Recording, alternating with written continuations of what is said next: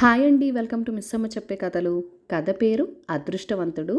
ఈ కథ 1948 సంవత్సరం ఫిబ్రవరి నెలలో చందమామలో వచ్చిందండి. చాలా కాలం క్రితం ఒక ఊర్లో ఒక బీద బ్రాహ్మణుడు ఉండేవాడు. ఆయన ఇంటింటికి తిరిగి యావవారం చేసి ఓ కుంచెడు బియ్యం తెచ్చి ప్రతిరోజు భార్యకిచ్చేవాడు. ఆ తెచ్చిన బియ్యంలో సగాన్ని సోలెడు బియ్యం మాత్రం అత్తెసరు వేసి భర్తకి అది అంతా పెట్టేస్తుండేది భార్య. అది చూసి బ్రాహ్మణుడు, అయ్యో, అంతా నాకే పెట్టేశావు, నీకోనే అని అడిగేవాడు భార్యని. నాకెందుకు, నా రొట్టె పొయ్యలోనే ఉంది అని ఆమె జవాబు చెప్తుండేది. భోజనమైనా చేయక బియ్యం అమ్మి డబ్బు మూట కడుతోంది తన పెళ్ళామని సంతోషించేవాడు. భర్త భోజనం చేసి వెళ్ళగానే ఆ ఉన్న బియ్యాన్ని పిండికి విసురుకొని పొయ్యలో రొట్టె కాల్చుకొని హాయిగా తినేసేది ఆ ఇల్లాలు. ఆ సంగతి పాపం బ్రాహ్మణుడికి ఏం తెలుసు.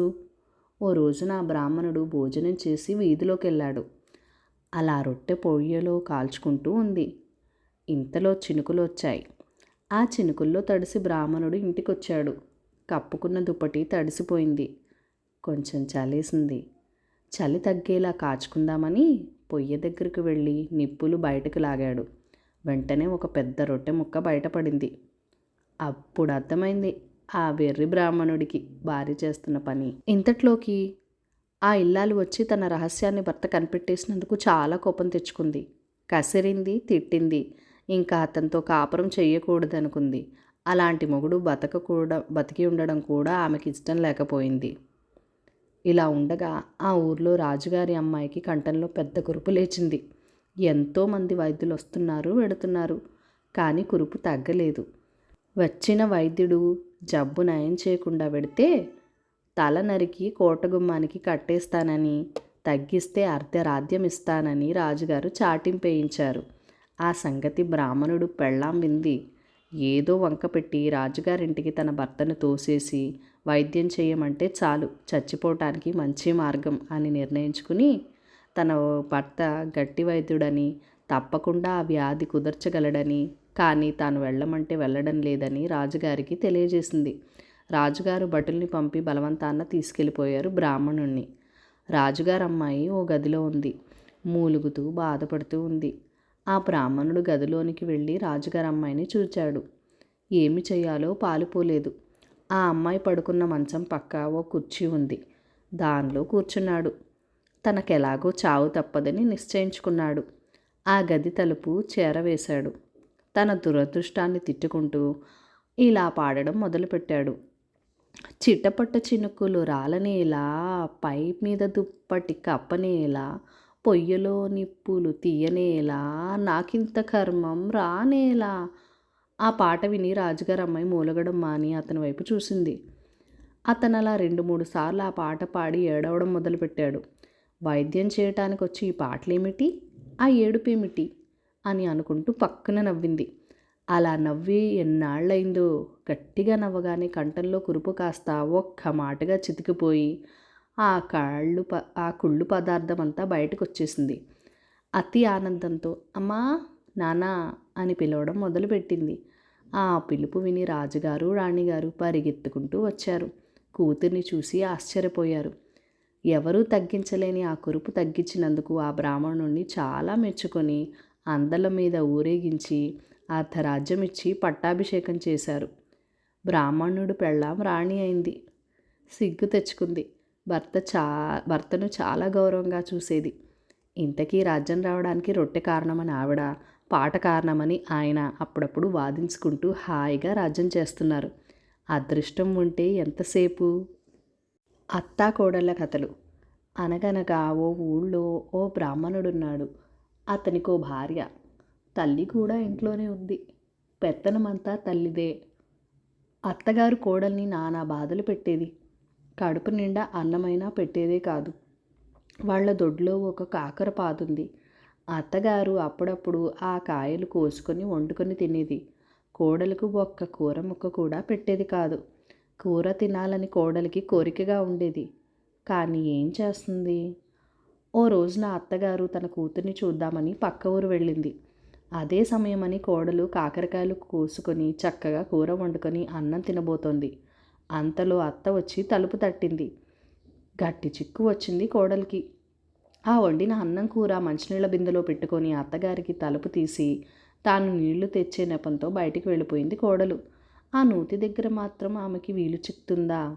ఊళ్ళో వాళ్ళంతా నీళ్లకు వచ్చారు. అక్కడ తినటానికి వీలు లేక మరి కొంచెం దూరంలో ఉన్న అమ్మవారి గుడిలో దూరి ఎవరైనా వస్తారేమో అని అన్నం ఆదురతతో పెద్ద పెద్ద ముద్దలు చేసి తినడం ప్రారంభించింది. అలా తినడం అమ్మవారికి ఆశ్చర్యం వేసి ముక్కున వేలేసుకుంది అమ్మవారు. ఆ అన్నం కూర అవగానే కోడలు లేచి బావికి వచ్చి నీళ్లు తీసుకుని ఇంటికి వెళ్ళిపోయింది. ఆ సాయంత్రం గుడి పూజారి గుడికి వచ్చి అమ్మవారి ముక్కు మీద వేలు చూసి ఆశ్చర్యపోయాడు. అగలు పొగలు కక్కుతూ పోయి రాజుగారితో సంగతి చెప్పాడు. రాజు పురోహితుల్ని పిలిపించాడు. ఇది గ్రామానికి అరిష్టమన్నారు పురోహితులు. ఆ వేలు తీయించిన వారికి 1116 ఇస్తామని చాటింపేయించారు రాజుగారు. ఎంతోమంది ప్రయత్నించారు, కానీ అమ్మవారు వేలు తీనేలేదు.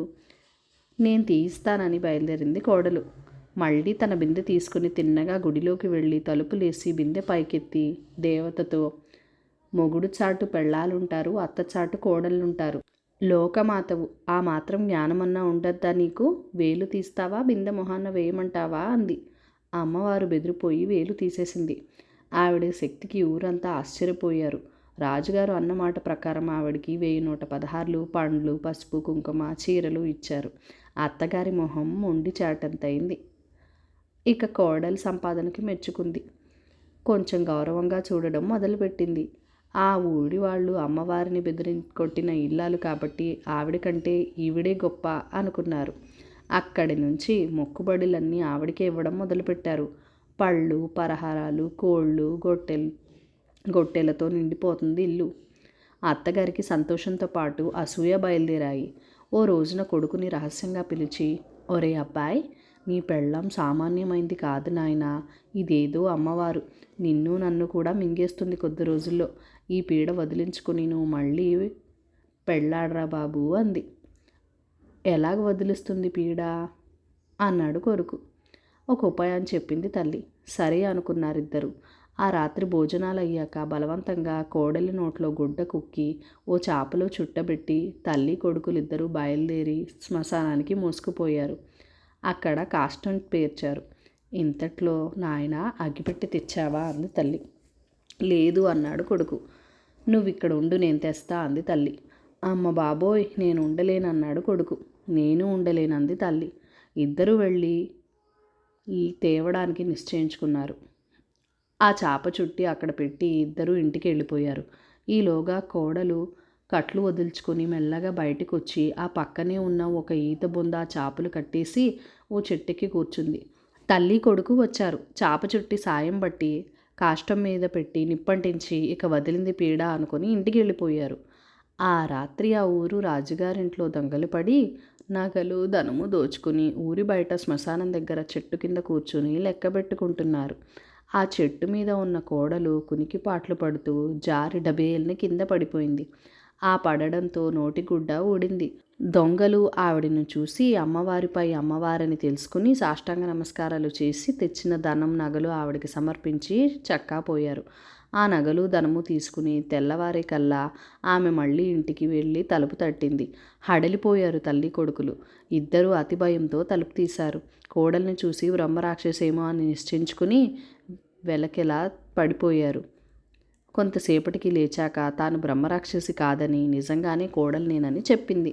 తాను స్వర్గంలోకి వెళ్ళానని, అక్కడ మామగారు కనపడ్డారని, ఆ నగలు నాణాలు ఇచ్చారని చెప్పి నమ్మకం కలిగేటట్టు అన్నీ చూపించింది. నిజమే అని నమ్మింది అత్త. ఇంకేమైనా చెప్పారా మావయ్య అని అడిగింది.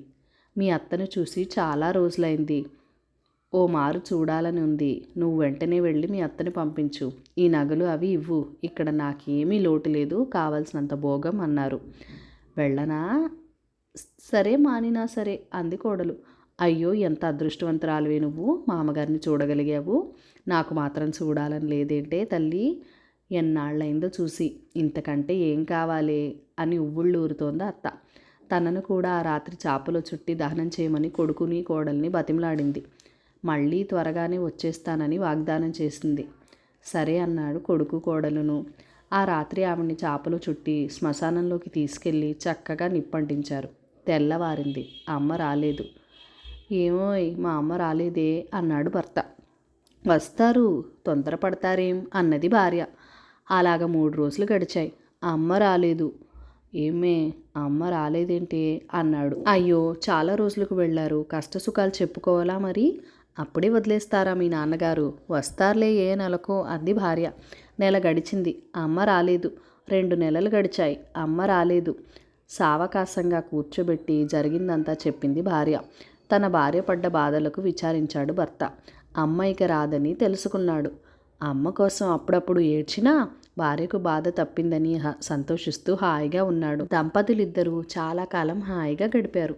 అలాంటి అత్తగారి బాధ యుక్తిగా తప్పించుకుందని విన్నవాళ్ళంతా సంతోషించారు. మరి మీరో? కథ కంచికి మనం ఇంటికి. ఈ కథలు నచ్చినట్లయితే కనుక మన ఛానల్ని లైక్ చేయండి, షేర్ చేయండి, సబ్స్క్రైబ్ చేసుకొని మీ సపోర్ట్ ఇవ్వండి. Thank you for watching. Bye bye.